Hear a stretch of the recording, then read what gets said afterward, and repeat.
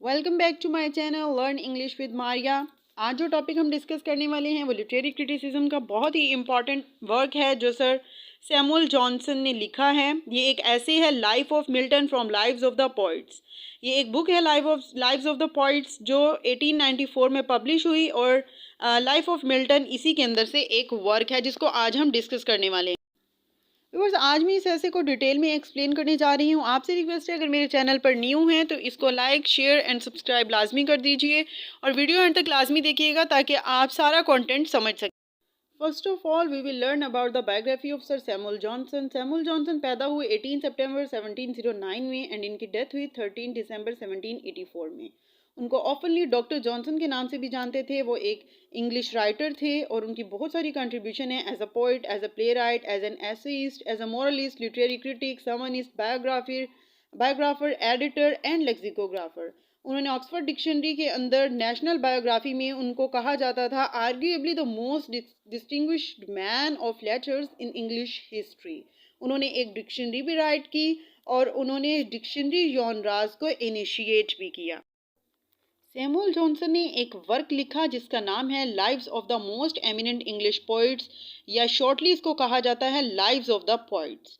Sir Samuel Johnson ने इसको poets की लाइफ पर बेस्ड करते हुए इस वर्क को लिखा है जिसमें 52 पोइट्स की लाइफ को एक्सप्लेन किया गया है और ये 18 सेंचुरी के अंदर लिखा गया। इसमें उनकी डेथ के ज़रिए उनको इस तरह से अरेंज किया गया है पोइट्स को।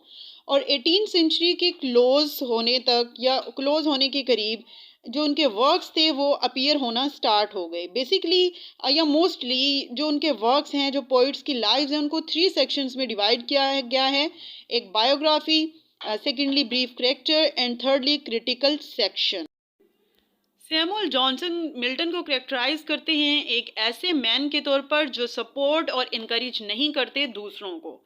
सर सैमुअल जॉनसन जो है वो मिल्टन को कुछ वर्क्स में अप्रिशिएट भी करते हैं जैसे कि पैराडाइज लॉस्ट में, बट उनकी जो मोस्टली वर्क हैं उनको वो पसंद नहीं करते। वो क्रिटिसाइज करते हैं मिल्टन को, जैसे कि लिसिडस में वो कहते हैं कि ये easy, vulgar and therefore disgusting है। ये जॉनसन मिल्टन के बारे में कहते हैं कि ये एक ऐसे लाइन की तरह है जिसके अंदर स्किल्स ही नहीं हैं।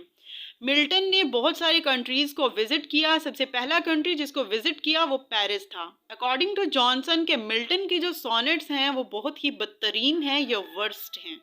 मिल्टन का जो फेवरेट पॉइंट था वो काउले था। और इस ऐसे के अंदर सर सैमुअल जॉनसन मज़ीद बताते हैं कि मिल्टन ने 3 शादियां भी की थी। सैमुअल जॉनसन ने अपने ऐसे लाइव्स ऑफ द पोइट्स के अंदर जॉन मिल्टन की वर्क एंड लाइफ को बहुत डिटेल में प्रेजेंट किया है। इन सब क्रिटिसिज्म के बावजूद जॉनसन एक्नॉलेज करते हैं कि जो मिल्टन ने unique style and poetic brilliance use की है अपनी पैराडाइज लॉस्ट के अंदर। मिल्टन जो थे वो अपनी यंग एज के अंदर बहुत ज़्यादा ब्यूटीफुल थे। इस वजह से उनका नाम लेडी ऑफ कॉलेज रख दिया गया, क्योंकि उनके जो बाल थे वो लाइट ब्राउन थे और उनके बाल लंबे होने की वजह से वो अपने शोल्डर्स के ऊपर अपने बालों को बिखेरे रखते थे। उनकी अपीयरेंस जो है वो पैराडाइज लॉस्ट के अंदर जो उन्होंने एडम को दी है वो अपीयरेंस उनकी अपनी भी उनके साथ मैच होती है। इस वजह से उनको नाम उनकी अपीयरेंस को अपीयरेंस लाइक एडम का नाम दिया गया है। और वो तलवारबाजी में बहुत माहिर थे, बहुत विगोरवस थे, एक्टिव थे और डिलाइट। जॉन मिल्टन की डोमेस्टिक लाइफ की बात की जाए तो वो डोमेस्टिक हैबिट्स उनकी एक स्वीट स्टूडेंट की तरह थी। वो ड्रंक करते थे, यानी डिफरेंट काइंड्स की उस टाइम में जो वाइन्स होती थी वो ड्रंक करते थे। एंड उनकी जो यूथ यंग एज के अंदर जो स्टडी का ड्यूरेशन था वो लेट नाइट तक स्टडी करते थे। देन उन्होंने इसको चेंज कर लिया अपने स्टडी आवर्स को, एंड वो टाइम से सो जाया करते थे। मींस समर के अंदर वो 9 to 4 सोते थे और विंटर के अंदर वो 9 to 5 तक होते थे। और पहले उनका ये रूटीन था कि वो 12 PM तक 12 AM तक वो स्टडी करते थे। देन अपने फ्रेंड्स के साथ किसी टॉपिक पर डिस्कशन कर लेते थे, टोबैको पाइप लेते थे एंड देन वो अपने बेड पर चले जाते थे। ये उनकी डोमेस्टिक लाइफ पर। इसके बाद सैमुअल जॉनसन अपने ऐसे लाइफ ऑफ मिल्टन के अंदर सिविल वॉर की बात करते हैं कि मिल्टन जो है वो सिविल वॉर के में अपनी पर्सनल स्टेट पार्लियामेंट को दे देते हैं और लेटेंट सेक्रेटरी के तौर पर जॉब स्टार्ट कर देते हैं जिसमें उनको 200 पाउंड्स अ ईयर दिए जाते हैं। और वो फोत होने से पहले अपनी लाइब्रेरी को सोल्ड आउट कर देते हैं, जिनके उनको मिलते हैं 1500 पाउंड्स, जिसमें से 100 पाउंड्स उनकी जो विडो हैं वो उनके डॉटर को देती हैं और बाकी सब वो अपने पास रख लेती हैं। नेक्स्ट सैमुअल जॉनसन अपने ऐसे के अंदर मिल्टन के लिटरेचर की बात करते हैं कि उनका लिटरेचर अनक्वेश्चनेबली ग्रेट है। वो तमाम लैंग्वेजेस को रीड कर सकते थे, हिब्रू को, उसके 2 डायलेक्ट्स को, Greek, Latin, French and Spanish को। लेकिन लैटिन के अंदर उनको बहुत ज़्यादा महारत हासिल थी और इस वजह से उनको फर्स्ट रैंक ऑफ राइटर्स में जगह मिली। उसके बाद थियोलॉजिकल ओपिनियंस की बात की जाए तो कैल्विनिस्टिकल, प्रेस्बिटेरियंस, आर्मीनियनिज्म, ये 3 ऐसे कॉन्सेप्ट्स हैं जिनको डिस्कस किया गया है। कैल्विनिस्टिकल एक ऐसा बिलीफ है जिसमें ये यकीन किया जाता है कि सॉवरेनिटी या कंट्रोल सिर्फ गॉड का होता है। प्रेस्बिटेरियंस का मतलब ये है कि एल्डर्स, और जो मिल्टन है वो इससे नफरत करते थे। आर्मीनियनिज्म जो है ये कैल्विनिस्टिकल कॉन्सेप्ट के अगेंस्ट होता है, यानी वो मानती हैं कि गॉड का कंट्रोल होता है लेकिन इंसान की फ्री विल ज़्यादा इम्पॉर्टेंट होती है। इंसान की जो फ्री विल होती है उसका गॉड के मतलब कंट्रोल तो होता है, लेकिन उसके साथ फ्री विल ज़्यादा इन्वॉल्व होती है और वो ज़्यादा वर्कआउट करती है। नेक्स्ट सैमुअल जॉनसन मिल्टन की लिसिडस पोम को क्रिटिसाइज करते हैं और कहते हैं कि इसके डिक्शन हार्श है, अनसर्टन राइम है एंड अनप्लीजिंग नंबर्स हैं। इस पोम के अंदर कोई नेचर नहीं है, कोई ट्रूथ नहीं है, कोई आर्ट नहीं है या कुछ भी न्यू नहीं है। इस वजह से ये पोम जो है ये पेस्टोरल है, इजी है, वल्गर है एंड डिसगस्टिंग है। इसको सैमुअल जॉनसन पसंद नहीं करते, इस वजह से इसको क्रिटिसाइज करते हैं और इसके बारे में इसके डिफेक्ट्स बताते हैं।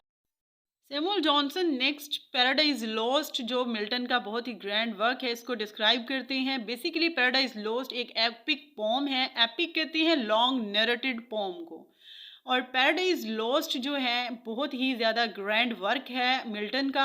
और जॉनसन अप्रिशिएट करते हैं करेक्टर्स को, इसके अंदर यूज़ होने वाले करेक्टर, सेंटिमेंट एंड ग्रैंडियोर को, और वो मिल्टन का इस वर्क को मिल्टन का बहुत ही मेच्योर राइटिंग समझते हैं। और इसके अंदर जो एक्सप्रेशन यूज़ किया गया है पैराडाइज लॉस्ट में वो बहुत ज़्यादा अट्रैक्टिव और सरप्राइजिंग मानते हैं। जॉनसन कहते हैं कि एपिक के अंदर जैसा कि एक एपिक के अंदर ग्रैंड सब्जेक्ट या ग्रेट सब्जेक्ट होना चाहिए, मिल्टन ने बिल्कुल उसी तरह से ही ग्रेट सब्जेक्ट को चूज़ किया है, एडम को, या एक ग्रेट वर्क लिखा है। एक एपिक के अंदर यही सब चीज़ें होती हैं ना, कि एक ग्रेट सब्जेक्ट हो, और मिल्टन ने बिल्कुल वैसा ही किया और बेस्ट पॉसिबल सब्जेक्ट उन्होंने चूज़ किया। इस वजह से इसकी तारीफ करते हैं जॉनसन।